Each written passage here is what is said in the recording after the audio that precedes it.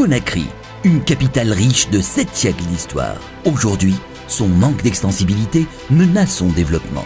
Alors comment retrouver la voie du progrès de façon durable, flexible et innovante? Infrastructure Alpha Condé 2015-2020. Notre voyage commence sur l'autoroute Conakry Aéroport.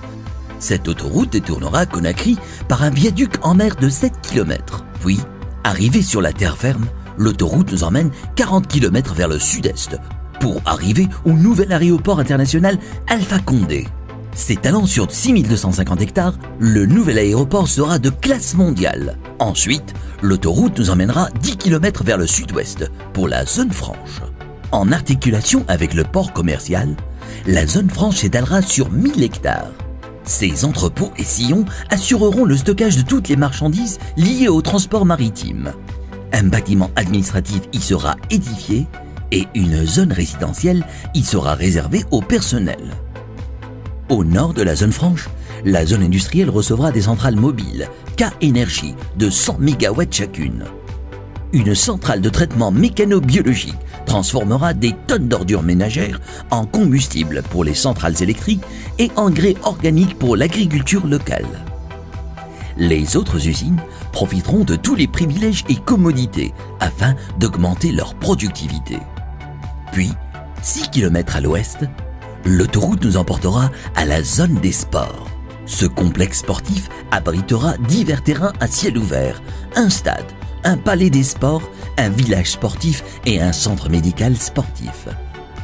À 5 km au sud, l'autoroute aboutira sur la Cité des Lumières. Un équilibre entre le haut, le grand et le lumineux. Cette nouvelle cité sera vaste de 180 hectares. Les perspectives y seront toutes dégagées et la nature très présente.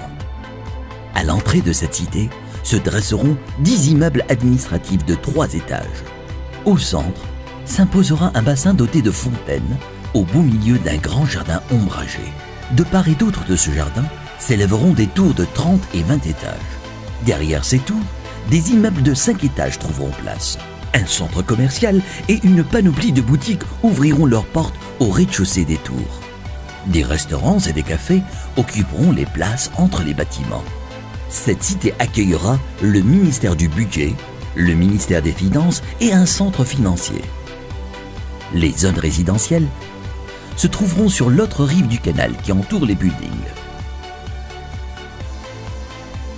En quittant la Cité des Lumières par le sud-ouest, nous finirons notre voyage dans la zone touristique sur la presqu'île de Macatan.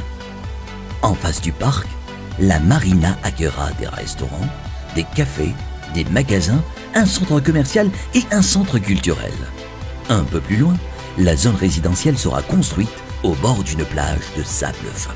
Le golf, le club équestre et la base nautique rempliront les journées de certains, tandis que d'autres se pavaneront dans les 4 somptueux hôtels de la côte ouest.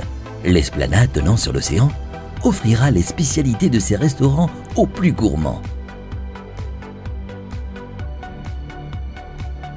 L'infrastructure Alpha Condé 2015-2020 se veut durable, flexible et innovante. Elle propulsera la société guinéenne vers le progrès dans la paix et la citoyenneté. L'infrastructure Alpha Condé 2015-2020, la base d'une unification.